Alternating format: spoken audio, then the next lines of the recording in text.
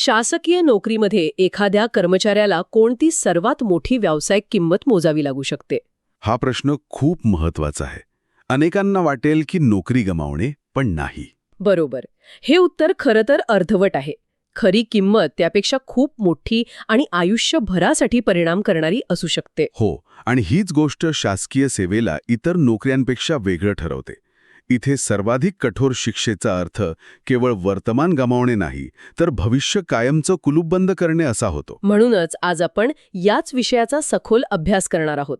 शासकीय कर्मचाऱ्यांसाठी असलेल्या शिस्तभंगविषयक कारवाई प्रक्रियेबद्दल आणि त्यातही सर्वात कडक शिक्षा. सेवेतून बडतर्फ म्हणजेच डिसमिसल फ्रॉम सर्व्हिस. हो, यावरच आपण लक्ष केंद्रित करणार आहोत. आपला आजचा हा अभ्यास श्री विष्णुकांत बोरसे यांच्या अभ्यास साहित्यावर आधारित आहे. ज्यांना विभागीय चौकशीचा कामाचा तब्बल 28 वर्षांचा अनुभव आहे. म्हणजे आपल्याला केवळ नियमच नाही, तर त्यामागची प्रक्रिया आणि तत्व समजून घ्यायला खूप मदत होईल. नक्कीच. आपलं ध्येय अगदी स्पष्ट आहे. ही शिक्षा नेमकी काय आहे हे तर आपण समजून घेऊच, पण त्यामागे असलेली किचकट प्रक्रिया, जी भारतीय संविधानाच्या तत्वांवर आधारित आहे, ती कशी काम करते हे जाणून घेऊया.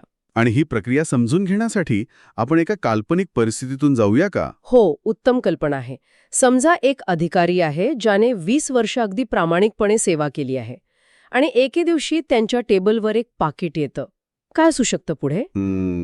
त्या एका पाकिटाने त्या अधिकाऱ्याचं आयुष्य पूर्णपणे बदलू शकतं. कारण तिथूनच ही सगळी प्रक्रिया सुरू होऊ शकते. पण कारवाईपर्यंत पोहोचण्याआधी कोणत्या प्रकारचं वर्तन गैरवर्तन मानलं जातं हे समजून घेऊ. अच्छा. महाराष्ट्र नागरी सेवा वर्तणूक नियम 1979 आणि मुंबई वित्तीय नियम 1959 यांसारख्या नियमावलीमध्ये कर्मचाऱ्याने कसं वागावं, आर्थिक शिस्त कशी पाळावी याचे स्पष्ट नियम आहेत. म्हणजे शासनाने ठरवून दिलेल्या नियमानुसार किंवा आदेशानुसार आपलं कर्तव्य न बजावणं हेच शिस्तभंगाच्या कारवाईला निमंत्रण देण्यासारखं आहे. अगदी बरोबर. जेव्हा कर्तव्य बजावताना कसूर होतो तेव्हा कारवाईचा विचार सुरू होतो. पण इथे एक अत्यंत महत्त्वाचं तत्व लागू होतं. कोणतं? भारतीय राज्यघटनेच्या अनुच्छेद 311(2) नुसार नैसर्गिक न्याय तत्वाचे म्हणजेच प्रिन्सिपल्स ऑफ नॅचरल जस्टिसचे पालन करणं बंधनकारक आहे. नैसर्गिक न्यायतत्व हा शब्द खूप मोठा आणि कायदेशीर वाटतो. सोप्या भाषेत याचा अर्थ काय? याचे 2 सोपे आणि खूप महत्त्वाचे अर्थ आहेत. पहिला, तुमचं म्हणणं ऐकून घेतल्याशिवाय तुम्हाला शिक्षा देता येणार नाही. अच्छा, म्हणजे माझी बाजू मांडण्याची संधी. हो. आणि दुसरा, जो व्यक्ती तुमचा न्यायनिवाडा करत आहे तो निष्पक्षपाती असला पाहिजे. आपण पुढे ज्या प्रक्रियेबद्दल बोलणार आहोत तिचा संपूर्ण डोलारा याच 2 तत्वांवर उभा आहे. ठीक आहे. तर मग थेट शिक्षेवर येऊया. सेवेतून बडतर्फ करणे म्हणजेच डिसमिसल. मगाशी तुम्ही म्हणालात की याचे परिणाम खूप दूरगामी असतात. नेमके काय परिणाम होतात? इथेच ना कायद्यातील एक महत्त्वाचा फरक समजून घेतला पाहिजे. सेवेतून बडतर्फ करणे म्हणजे डिसमिसल आणि सेवेतून काढून टाकणे म्हणजे रिमूव्हल. या 2 वेगळ्या शिक्षा आहेत. हो, दोन्हीमध्ये नोकरीत जाते, पण बडतर्फी ही खरं तर करिअरसाठी मृत्यूदंडासारखी आहे. करिअरसाठी मृत्यूदंड हे खूपच गंभीर आहे. हा फरक जरा सविस्तरपणे सांगा. बडतर्फ केल्यावर 3 मुख्य आणि गंभीर परिणाम होतात. पहिला, अर्थातच नोकरी तात्काळ संपते. शासनाशी असलेला संबंध कायमचा संपुष्टात येतो. दुसरा परिणाम सर्वात मोठा आहे. बडतर्फ केलेला कर्मचारी भविष्यात कोणत्याही शासकीय किंवा निमशासकीय सेवेत नोकरी मिळवण्यासाठी कायमचा अपात्र ठरतो. कायमचा? हो, त्याचे सरकारी नोकरीचे दरवाजे कायमचे बंद होतात. सेवेतून काढून टाकणे किंवा रिमूव्हलमध्ये असं होत नाही. तिथे भविष्यातील नोकरीसाठी अपात्रता येत नाही. तो एक मोठा धक्का असतो, पण आयुष्यभराची बंदी नसते. म्हणजे रिमूव्हल हे करिअरमधील एक मोठं अपयश आहे, पण डिसमिसल हे करिअरचा अंत आहे. आणि तिसरा परिणाम? नक्कीच आर्थिक असणार.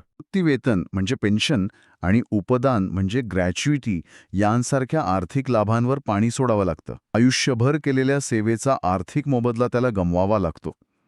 काही अपवादात्मक परिस्थितीत दयाळू भत्ता मिळू शकतो, पण तो हक्क म्हणून मागता येत नाही. बरोबर आहे, तो पूर्णपणे प्राधिकाऱ्याच्या मर्जीवर अवलंबून असतो. या परिणामांवरून स्पष्ट होतंय की ही शिक्षा किती गंभीर आहे. साहजिकच अशी शिक्षा देण्याची प्रक्रिया अत्यंत काटेकोर आणि निष्पक्षपाती असायला हवी. हो. तर आपल्या त्या काल्पनिक अधिकाऱ्याच्या टेबलवर पाकीट आल्यानंतर पुढे काय होतं? थेट कारवाई सुरू होते का? नाही, सहसा तसं होत नाही. अनेक प्रकरणांमध्ये पहिला टप्पा असतो प्राथमिक चौकशी, म्हणजे प्रिलिमिनरी इन्क्वायरी. ही जनरल चौकशी नसते? नाही, ही एक प्रकारे आरोपांमध्ये काही तथ्य आहे का हे तपासण्यासारखं आहे. म्हणजे धूर दिसतोय तिथे आग आहे की नाही हे पाहण्यापुरती ही चौकशी असते. ही अनिवार्य नाही, पण अनेकदा केली जाते. आणि जर या प्राथमिक चौकशीत काही तथ्य आढळलं तर मग प्रक्रिया गंभीर वळण घेते. अगदी. मग येतो दुसरा आणि अत्यंत महत्वाचा टप्पा, दोषारोपपत्र, म्हणजेच चार्जशीट. हे तेच पाकीट आहे जे आपल्या काल्पनिक अधिकाऱ्याच्या टेबलवर आले आहे. हे केवळ एक पत्र नसतं, तर एक कायदेशीर दस्तावेज असतं, जे सांगतं की तुमच्यावर हे गंभीर आरोप आहेत. त्या अधिकाऱ्यासाठी हा किती मोठा मानसिक धक्का असेल. 20 वर्षांच्या सेवेनंतर असं पत्र मिळणं. त्यात नेमकं काय असतं? त्यात प्रत्येक आरोपाचा स्पष्ट आणि तपशीलवार उल्लेख असतो. त्या आरोपांच्या पुष्ट्यार्थ सरकारकडे कोणते पुरावे आहेत त्यांची यादी असते. अच्छा. आणि सरकार पक्षातर्फे कोण साक्षीदार तपासले जाणार आहेत त्यांचीही यादी दिलेली असते. हे सर्व यासाठी की कर्मचाऱ्याला आपला बचाव करण्याची पूर्ण आणि पारदर्शक संधी मिळावी. म्हणजे लढाई सुरू होण्याआधीच दोन्ही पक्षांना एकमेकांची शस्त्र माहीत असतात. दोषारोपपत्र मिळाल्यावर कर्मचाऱ्याला काय करावं लागतं? त्याला आपला लेखी बचाव सादर करण्यासाठी साधारणतः 10 ते 15 दिवसांचा वेळ दिला जातो. इथे 2 शक्यता असतात. कोणत्या? जर त्याने आरोप मान्य केले तर चौकशीची गरज उरत नाही आणि थेट शिक्षेवर निर्णय घेतला जाऊ शकतो.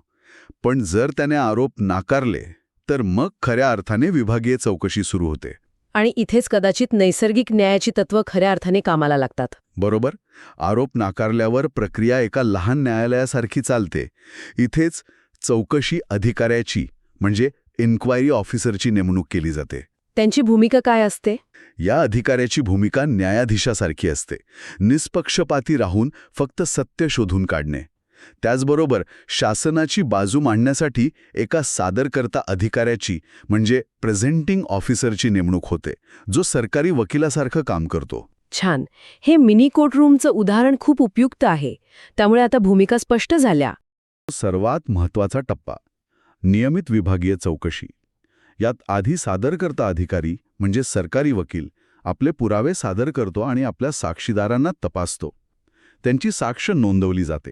आणि इथे त्या कर्मचाऱ्याला काय अधिकार असतो? तो फक्त हे सगळं ऐकत बसतो का? नाही, अजिबात नाही. इथे त्याला नैसर्गिक न्यायाच्या तत्वानुसार सर्वात मोठा अधिकार मिळतो. तो म्हणजे साक्षीदारांची उलट तपासणी करण्याचा, क्रॉस एक्झामिनेशन. हे तर खूपच महत्वाचं आहे. म्हणजे सादरकर्ता अधिकाऱ्याने तपासलेल्या साक्षीदारांना तो थेट प्रश्न विचारू शकतो. हो. आणि त्यांच्या साक्षीमधील सत्यता पडताळू शकतो. म्हणजे केवळ ऐकून घेण्याची भूमिका नाही, तर सक्रियपणे बचावाची संधी आहे. नक्कीच.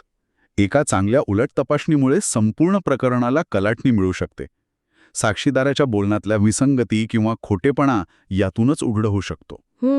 यानंतर कर्मचाऱ्याला स्वतःचा बचाव सादर करण्याची आणि आपल्या बाजूने स्वतःचे साक्षीदार आणण्याचीही पूर्ण संधी दिली जाते. त्या साक्षीदारांची उलट तपासणी मग सादरकर्ता अधिकारी करू शकतो. म्हणजे दोन्ही बाजूंना पुरावे आणि साक्षीदार सादर करण्याची समान संधी मिळते. अगदी. ठीक आहे. तर या मिनी कोर्टरूममध्ये दोन्ही बाजूंचा युक्तिवाद पूर्ण झाला, साक्षी पुरावे तपासले गेले. आता निकाल कोण देतं? चौकशी अधिकारी. ते शिक्षा सुनावतात का? नाही. आणि हा या प्रक्रियेतला एक महत्वाचा भाग आहे. चौकशी अधिकाऱ्याचं काम शिक्षा देण्याचं नाही. मग? त्याचं काम फक्त सत्य शोधून एक चौकशी अहवाल म्हणजे इन्क्वायरी रिपोर्ट तयार करण्यापुरतं मर्यादित आहे. या अहवालात तो प्रत्येक आरोपावर आपलं मत नोंदवतो की उपलब्ध पुराव्यांनुसार आरोप सिद्ध झाला आहे की नाही. आणि हा अहवाल तो कोणाला सादर करतो? हा अहवाल तो शिस्तभंगविषयक प्राधिकाऱ्याला म्हणजेच ज्यांना शिक्षा देण्याचा अधिकार आहे त्यांना सादर करतो. म्हणजे चौकशी अधिकाऱ्याची भूमिका ज्युरीसारखी आहे, जी फक्त दोषी की निर्दोष हे ठरवते. अहवालात आरोप सिद्ध झाले असं म्हटलं असेल तर थेट शिक्षा होते का? नाही. अजून एक पायरी बाकी आहे.